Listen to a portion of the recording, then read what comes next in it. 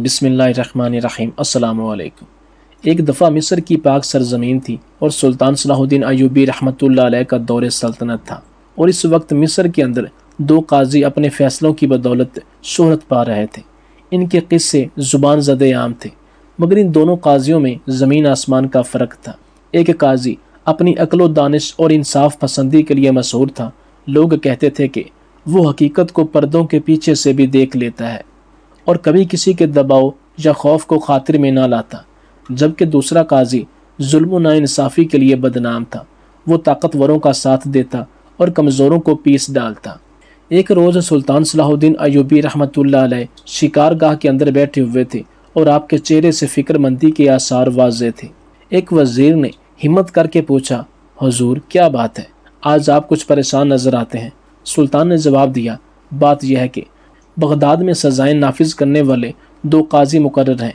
दोनों का काम यह है कि वो अदल से काम लें और लोगों को इंसाफ फराहम करें, मजलूमों का साथ दें और जालिमों का हाथ रोकें। लेकिन मुझे हर आए दिन इन दोनों काजियों की खबरें मिलती रहती हैं। इनमें एक काजी अपने इंसाफ और अक्लमंदाना फ़ैसलों की वजह से लोगों में बहुत मकबूल है, जबकि दूसरे काजी के बारे में मुझे अक्सर शिकायत मिलती रहती हैं। मैं इसका सबब मालूम करना चाहता हूँ। मैं जानना चाहता हूँ कि वो कौन सी खूबियाँ हैं जिनकी बिना पर एक काजी अमन व इंसाफ कायम करता है, और कौन सी ऐसी खामियाँ हैं जिनकी वजह से सल्तनत का अमन तबाह हो जाता है। सुल्तान ने वज़ीर के साथ गुफ्तगू में ये फ़ैसला किया कि वो एक सुदागर का भेष अपना कर इन दोनों काजियों की हकीकत मालूम करेगा। चुनाचे एक दिन सुल्तान ने भेष बदला और अपने घोड़े पर सवार होकर इस बस्ती की तरफ रवाना हुआ जहाँ वो काजी रहता था, जिसे लोग नापसंद करते थे। सुबह सवेरे सुल्तान काजी की हवेली में पहुंचा। क्योंकि भेष बदल रखा था तो कोई भी इन्हें पहचान ना पाया। जब सूरज तलू हुआ तो लोग वहां आना शुरू हो गए। फिर हवेली लोगों से भर गई और जब सिपाही भी आ गए तो काजी को इतला दी गई। वो अपने घर से बाहर आया, जिस्म में गरूर और त्योरी चढ़ी हुई थी। तमाम सिपाही दस्ते बस्ता खड़े रहे। थोड़ी देर बाद काजी ने पूछा, क्या किसी मुजरम को लाए हो? जवाब मिला, 3 नौजवान हाजिर हैं। काजी ने जवाब दिया, इन्हें पेश करो। यह सुनकर सिपाही 3 नौजवानों को घसीटते हुए काजी के सामने लाए। काजी ने इन्हें देखा तो गुस्से से गरज कर बोला, मैं तो इन्हें एक मुद्दत से ढूंढ रहा था। ये सब मुफसिद और फितना फैलाने वाले हैं। बुरे कामों में बगदाद भर में इनकी नज़ीर नहीं। इनका तो सर उड़ा देना चाहिए। इनका काम फ़कत यह है कि लोगों को गुमराह करें। आज ये मेरे हत्थे चढ़े हैं तो इन्हें करार वाकई सज़ा दूंगा। फिर काजी ने हुक्म दिया कि इन्हें लिटाकर इनके सर और पाँव दबा लो और फिर इन्हें 40-40 कोड़े लगाए जाएं। जब ये सज़ा मुकम्मल हुई तो काजी ने हुक्म दिया कि इन तीनों को कैद खाने में डाल दिया जाए। काजी की ये कार्रवाई अपने आखिरी मराहिल में थी कि काहिरा के 50 से ज़्यादा इज़्ज़तदार लोग हवेली में आए। इनमें ताजर भी थे और उलमा भी। इन सब ने इन नौजवानों की पाकबाजी और बेगुनाही की शहादत दी और कहा कि आपके सिपाही इन नौजवानों को गलत फहमी में गिरफ्तार कर लाए हैं। ये हरगिज़ मुजरिम नहीं, इन्हें रिहा कर दिया जाए। काजी ने अपनी डटाई में इनकी बात ना मानी और अपने हुक्म पर कायम रहा और कहने लगा कि ले जाओ, इन तीनों को कैद खाने में डाल दो। इसके बाद काजी जिस अकड़ से तशरीफ़ लाया था उसी अकड़ से सरकार के ख़जाने से सैरो तफरी करने के लिए अदालत को छोड़ कर चला गया, और जो गरीब लोग इंसाफ लेने के लिए आए थे इनकी इसने परवाह भी ना की। ये सारा मंजर देखकर सुल्तान रंजीदा हुआ और सुल्तान को बहुत गुस्सा आया, लेकिन सब्र से काम लेते हुए वापस दरबार की तरफ लौट गए। अगले रोज़ सुल्तान अपने घोड़े पर सवार होकर उस बस्ती की जानिब रवाना हुए जहाँ अदल व इंसाफ की वजह से मशहूर होने वाला काजी रहता था। तवील सफ़र के बाद जब वो शहर के दरवाजे पर पहुंचा तो इसने एक लंगड़ा फ़कीर देखा, जिसके बोसीदा कपड़ों से गुर्बत और तंगदस्ती झलक रही थी। खलीफा को इसकी हालत पर रहम आया। वो घोड़े से उतरा और इस फ़कीर को कुछ सिक्के दिए। फ़कीर ने वो सिक्के लेकर शुक्रिया अदा किया और इसके लिए दुआ की। सुल्तान दोबारा अपने घोड़े पर सवार होने लगा तो भिखारी ने सुल्तान की चादर को मजबूती से पकड़ लिया और कहने लगा, ए मुअज़्ज़ज़ शख्स, आपने मुझ पर एहसान किया है तो बराए करम इसे मुकम्मल करें। सुल्तान ने हैरत से पूछा, क्या तुम्हें मज़ीद पैसे चाहिए? इस पर फ़कीर ने कहा, अगर आप मुझे अपने घोड़े पर बिठाकर शहर के बाजार तक पहुंचा दें तो ये आपका अजीम एहसान होगा। सुल्तान को इस भिखारी पर रहम आया और इसने इसे अपने घोड़े पर बिठा लिया। चलते चलते घोड़ा अब शहर के बाजार तक पहुंच चुका था, जहां हर तरफ ताजर जमा थे। बाजार पहुंचकर सुल्तान ने اس سے کہا ہم بازار پہنچ چکے، اب نیچے اتر جاؤ تاکہ میں اپنا سفر جاری رکھ سکوں۔ گھوڑے سے اترنے کی بجائے اس شخص نے حیرانی سے سلطان کی طرف دیکھا اور کہنے لگا، کیا میں اپنے گھوڑے سے اتر کر اسے تمہیں دے دوں؟ یہ ناممکن ہے۔ سلطان نے کہا، یہ تم کیا کہہ رہے ہو؟ یہ گھوڑا تو میرا ہے، کیا نیکی کا صلہ ایسے دیا جاتا ہے؟ چلو اب نیچے اترو۔ تب وہ شخص زور سے چلایا اور لوگوں کو سنانے لگا، لوگوں، یہ شخص میری کمزوری کا فائدہ اٹھا کر میرا گھوڑا چرانا چاہتا ہے۔ اب لوگ وہاں جمع ہو گئے اور انہوں نے سلطان کو برا بھلا کہنا شروع کر دیا، کیونکہ ان کی نظر میں وہ ایک زبردستی کرنے والا شخص لگ رہا تھا جو اس مسکین شخص سے اس کا گھوڑا چھیننے کی کوشش کر رہا تھا۔ سلطان نے لوگوں کو یقین دلانے کی بھرپور کوشش کی کہ یہ گھوڑا اسی کا ہے اور قسمیں بھی کھائیں، لیکن ایک شخص نے طنزیہ انداز میں کہا، تمام چور تمہاری طرح قسمیں ہی کھاتے ہیں۔ سلطان نے لوگوں کی کڑوی باتیں سنی لیکن خود کو قابو میں رکھا۔ پھر ایک شخص نے آگے بڑھ کر کہا، اگر تم دونوں گھوڑے پر جھگڑ رہے ہو تو قاضی کے پاس جاؤ، وہی اس مسئلے کا فیصلہ اور اصل مالک کا پتہ لگا سکتا ہے۔ سلطان نے کہا، میں قاضی کے پاس جانے کے لیے تیار ہوں، مجھے وہاں کا راستہ دکھاؤ۔ لنگڑے فقیر نے بھی فخری انداز میں کہا، میں بھی قاضی کے پاس جاؤں گا تاکہ وہ مجھے میرا گھوڑا واپس دلائے۔ اسے امید تھی کہ ایک فقیر کی بات قاضی بھی فوراً مان جائے گا۔ خلیفہ نے اب گھوڑے کو لے کر چلنا شروع کیا جبکہ فقیر اس کے پیچھے ہی بیٹھا ہوا تھا۔ بازار کے اختتام پر سلطان نے دیکھا کہ ایک شہد فروش نے ایک خریدار کا ہاتھ مضبوطی سے پکڑا ہوا تھا۔ خریدار کی مٹھی میں پیسے تھے اور اس نے مٹھی زور سے بند کر رکھی تھی۔ وہ درد سے چیخ رہا تھا جبکہ لوگ ان کے ارد گرد جمع تھے۔ لوگوں کو اپنے ارد گرد دیکھ کر خریدار چلایا، میرا ہاتھ چھوڑو، تم مجھے تکلیف دے رہے ہو۔ شہد فروش نے غصے سے کہا، میں تمہارا ہاتھ نہیں چھوڑوں گا جب تک کہ تم مجھے میرے پیسے واپس نہیں کرتے۔ خریدار نے درد سے چلاتے ہوئے کہا، یہ میرے پیسے ہیں، چھوڑ دو میرا ہاتھ، ٹوٹ جائے گا ورنہ۔ خلیفہ اب آگے بڑھا اور ماجرا پوچھنے لگا۔ شہد فروش نے جواب دیا، یہ آدمی میرے پاس شہد خریدنے آیا تھا، میں نے اسے شہد کا ایک برتن بھر کر دیا، پھر اس نے مجھ سے 10 سکوں کو چھوٹے سکوں میں بدلنے کا کہا۔ جب میں نے سکے کا تھیلا کھولا تو اس نے میرے سارے پیسے چھیننے کی کوشش کی اور بھاگنے لگا، لیکن میں نے اس کا ہاتھ پکڑ لیا۔ یہ سن کر خریدار نے کہا، اے لوگو، اس شخص کی باتوں پر یقین نہ کریں، بلکہ میں نے اپنے تھیلے سے پیسے نکالے تھے تاکہ اسے شہد کے بدلے رقم دے سکوں، لیکن اس نے میرے پیسے چرانے کی کوشش کی اور پھر میرا ہاتھ پکڑ لیا۔ تمام حاضرین ان کی باتیں سن کر حیران ہوئے اور ایک شخص نے کہا، ہم نہیں جانتے تم میں ظالم کون ہے اور مظلوم کون ہے، بہتر ہے کہ تم دونوں بھی قاضی نجم الدین کے پاس جاؤ تاکہ وہ اس معاملے کا فیصلہ کر سکے۔ سلطان نے کہا، ہم بھی قاضی کے پاس جا رہے ہیں، تم دونوں بھی ہمارے ساتھ چلو۔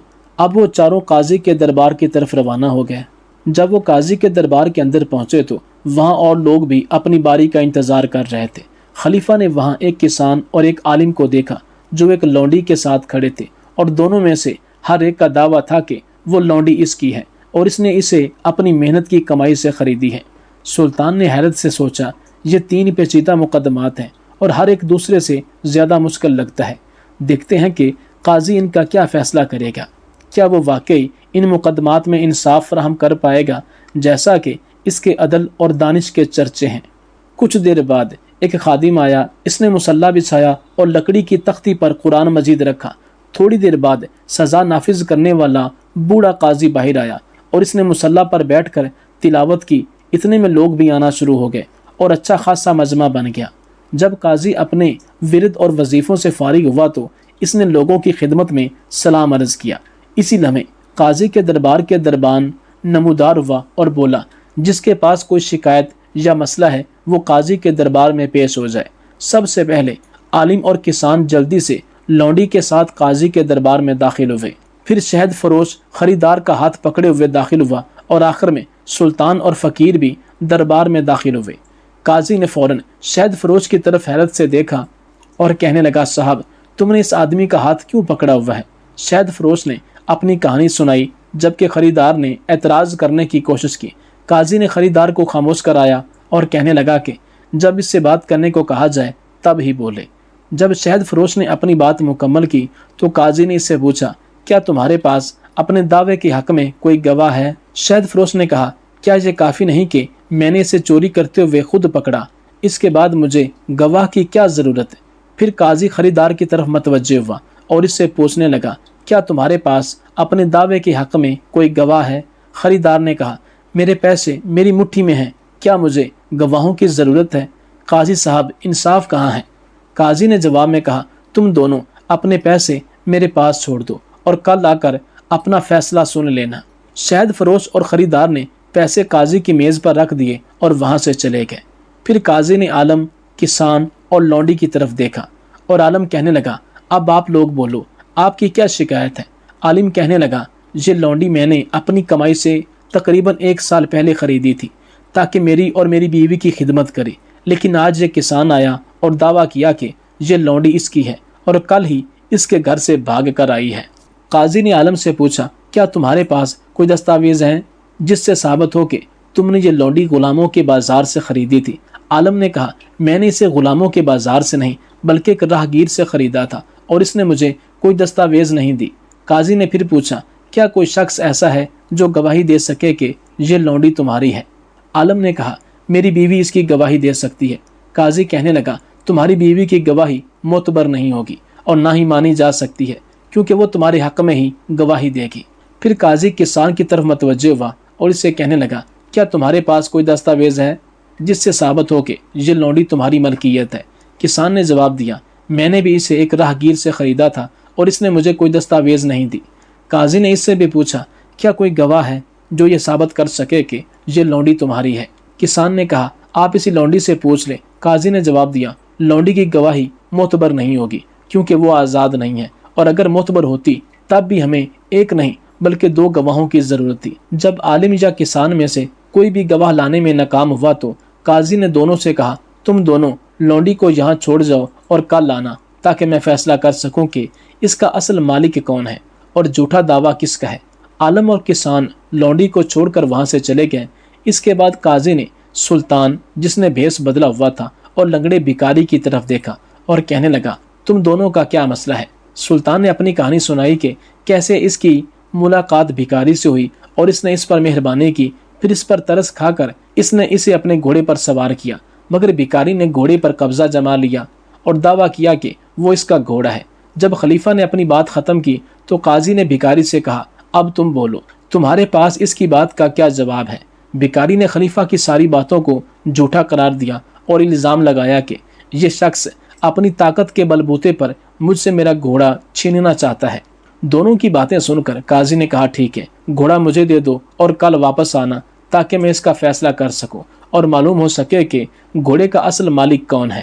اگلے دن یہ سب قاضی کے دربار میں حاضر ہوئے۔ قاضی نے شہد فروش سے کہا اپنے پیسے لے کر واپس چلے جاؤ۔ پھر اس نے خریدار کی طرف اشارہ کر کے سپاہیوں سے کہا اس دھوکے باز کو 50 کوڑے مارو اور اگر دوبارہ ایسی حرکت کرے تو اسے قید میں ڈال دینا۔